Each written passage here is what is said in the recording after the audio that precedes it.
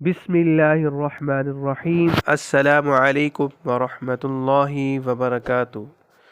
روزانہ کی Islamic videos کے لیے ہمارے چینل کو ضرور سبسکرائب کریں۔ جھگڑا چھوڑیے، جنت لیجیے۔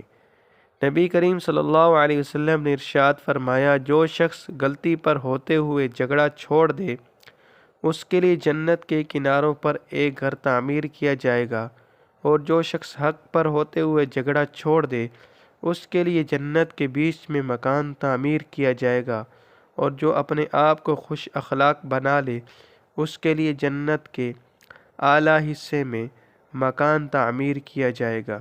اللہ تعالی ہمیں بھی اس پر عمل کی توفیق عطا فرمائے۔ ہر موذی بیماری سے محفوظ رہنے کے لیے ایک بہت ہی مبارک دعا بیان کی گئی ہے۔ بسم اللہ، بسم اللہ، بسم اللہ۔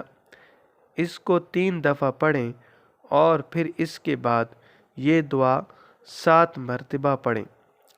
اعوذ بعزت اللہ وقدرتہ من شر ما اجد واحاذر۔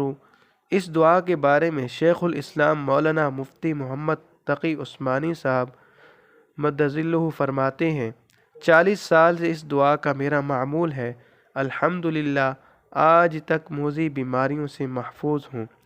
نوٹ: اگر کوئی تکلیف نہ بھی ہو تو صبح شام یا پھر ہر نماز کے بعد اس طریقے پر یہ دعا پڑھیں۔ آمین۔